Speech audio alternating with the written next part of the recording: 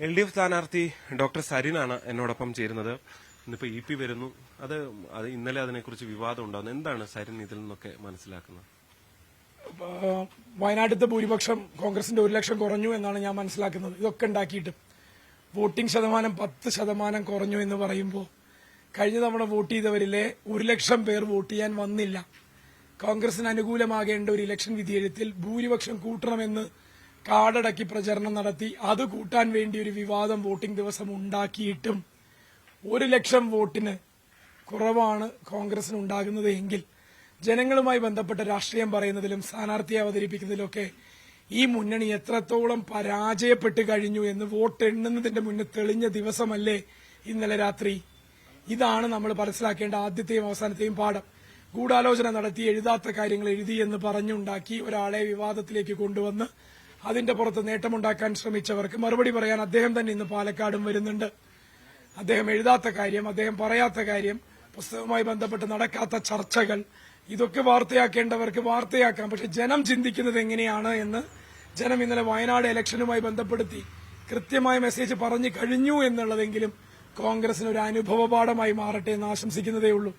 ആരുടെ ഗൂഢാലോചനയാണ് സാർ? എന്താണ് അങ്ങനെ ഗൂഢാലോചന ആരുടെയാണെന്ന് ഇതുവരെ വ്യക്തമായിട്ടില്ലെങ്കിൽ ഞാനത് വ്യക്തമാക്കി തരാം. പ്രതിപക്ഷ നേതാവ് എന്ന് പറയുന്ന ഓഫീസിന് ഇരുന്നുകൊണ്ട് അവിടെ മാധ്യമങ്ങളെയും എഴുത്തിനെയും വായനയെയും ഒക്കെ പ്രോത്സാഹിപ്പിക്കുന്ന ഒരാളെന്നുള്ള മേനി നടിക്കുന്ന ഒരു ടീമിന്റെ ഭാഗമായി നിന്ന ആളുകളുടെ ഇടപെടൽ കൊണ്ട് ഒരുപക്ഷെ രാഹുൽ മാങ്കൂട്ടത്തിന്റെ വാക്കുകൾ എഴുതി ചേർത്ത് രാഹുൽ മാങ്കൂട്ടത്തിൽ എഴുതി EP ജയരാജന്റെ ആത്മകഥ എന്ന് വിളിക്കാവുന്ന വിധത്തിൽ ഷാഫി പറമ്പലിന്റെ തിരക്കഥയോടുകൂടി ഒരു ബോംബ് പൊട്ടിക്കാൻ നടത്തിയ ശ്രമമാണ്.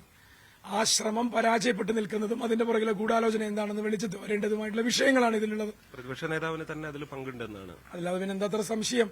അദ്ദേഹത്തിന് വളരെ വ്യക്തമായിട്ട് അറിയാലോ എങ്ങനെയാണ് ഈ ഭാഗങ്ങൾ അതിൽ ചേർത്തത് എന്നുള്ളത്. അദ്ദേഹം തന്നെയാണ് അതിന്റെ സൂത്രധാരൻ. പ്രസാധകരുമായി ചേർന്നിട്ട് അങ്ങനെ ഒരു ഗൂഢാലോചന പ്രസാധകരുമായി ചേർന്നു എന്ന് ഞാൻ പറഞ്ഞില്ല. ഇത് പ്രസാധകരുടെ ഫൈനൽ ഡ്രാഫ്റ്റാണ്. നിങ്ങളോട് ആരെങ്കിലും പറഞ്ഞോ? DC പറഞ്ഞോ ഇതാണ് ഞങ്ങളുടെ ഫൈനൽ ഡ്രാഫ്റ്റ്? എഴുതി തുടങ്ങിയിട്ടുണ്ട് എന്ന് എഴുതിയ ആള് തന്നെ പറഞ്ഞിട്ടുണ്ട്.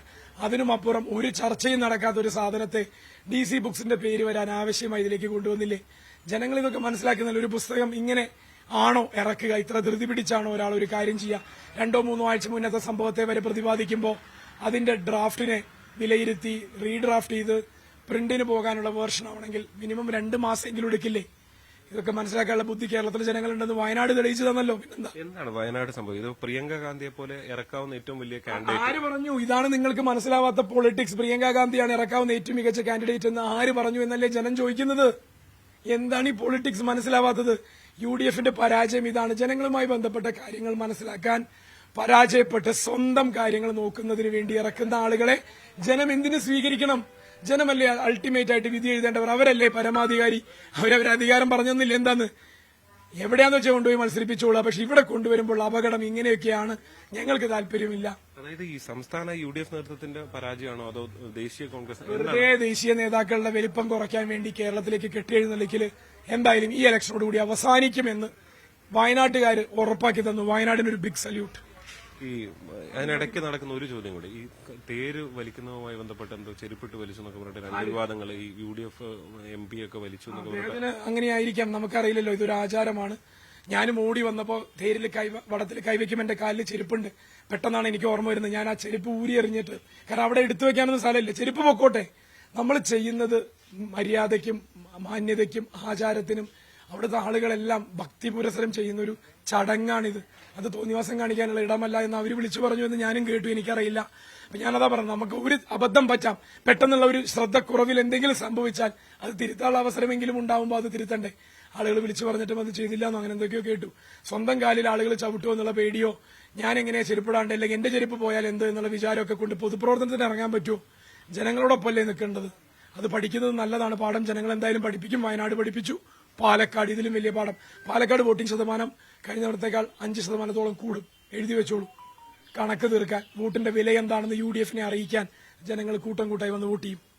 എന്തായാലും അതാണ് സരിന്റെ പ്രചരണം. അതിഗുരുതരമായ ആരോപണം കൂടിയാണ്. പ്രത്യേകിച്ച് പ്രതിപക്ഷ നേതാവിനെതിരെ തന്നെ ഈ പുസ്തക വിവാദത്തിൽ ആരോപണം ഉന്നയിക്കുകയും ചെയ്യുകയാണ് ഡോക്ടർ സരിൻ.